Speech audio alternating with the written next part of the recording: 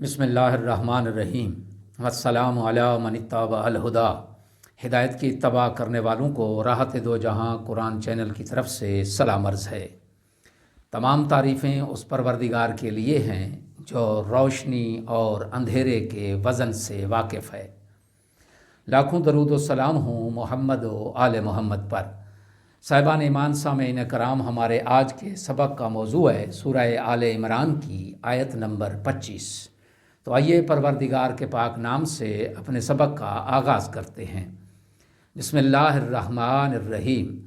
فَكَيْفَ إِذَا جَمَعْنَاهُمْ لِيَوْمٍ لَا رَيْبَ فِيهِ وَوُفِّيَتْ كُلُّ نَفْسٍ مَا كَسَبَتْ وَهُمْ لَا يُظْلَمُونَ۔ ترجمہ: پس اس دن ان کا کیا حال ہوگا جب ہم ان سب کو جمع کریں گے جس کے آنے میں کوئی شبہ نہیں ہے، اور ہر شخص اپنے اعمال کا پورا بدلہ پائے گا اور ان پر ظلم نہیں کیا جائے گا۔ آیت کی تفسیر۔ لا ریب فی، قیامت کے دن کے آنے میں کسی قسم کے شبہ کے لیے کوئی گنجائش نہیں ہے۔ یہ ہر صورت میں بپا ہوگی۔ جو لوگ اس میں شبہ پیدا کرتے ہیں وہ در حقیقت شبہ نہیں ہے بلکہ شبہ کرنے والے کی کوتاہ بینی ہے۔ دنیا میں یہ لوگ اپنے خود ساختہ باطل نظریات کی بنا پر جرائم کا ارتکاب کرتے ہیں۔ وَوُفِّيَتْ كُلُّ نَفْسٍ مَا كَسَبَتْ، قیامت کے دن سب کو اپنے اعمال کا پورا بدلہ دیا جائے گا۔ یہاں نہ بہتان کام آئے گا اور نہ ہی دھوکہ دہی سے کام چلے گا۔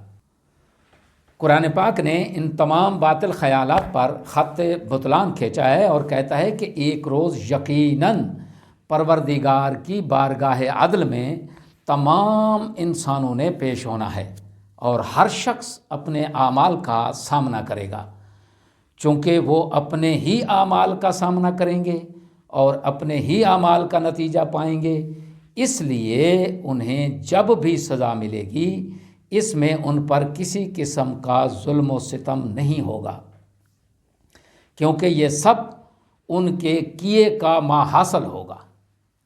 اور یہ بات بھی واضح ہو گئی ہے کہ قیامت کے دن کی جزا اور سزا دوسرے جہان کی خوشبختی اور بدبختی صرف انسانی اعمال سے وابستہ ہے اور اس میں کوئی دوسری چیز مؤثر نہیں ہے۔ آیت میں بیان ہونے والے اہم نکات۔ پہلا نکتہ یہ ہے کہ اللہ کا پسندیدہ دین ایک ہی ہے اور وہ ہے دین اسلام۔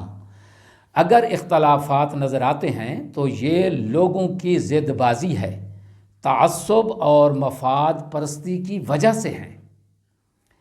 دوسرا نکتہ اس میں یہ ہے کہ انسانی کردار و سیرت پر باطل نظریات کا گہرا اثر مرتب ہوتا ہے۔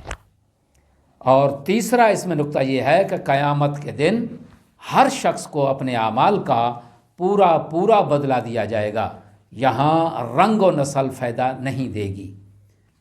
آخر میں یہ دعا ہے کہ خداوند عالم ہمیں اعمال صالحہ کی توفیق عطا فرمائے تاکہ آخرت میں شرمندگی نہ ہو اور آخرت کی خوش بختی ہمارے نصیب میں ہو۔ وآخر دعوانا ان الحمد للہ رب العالمین۔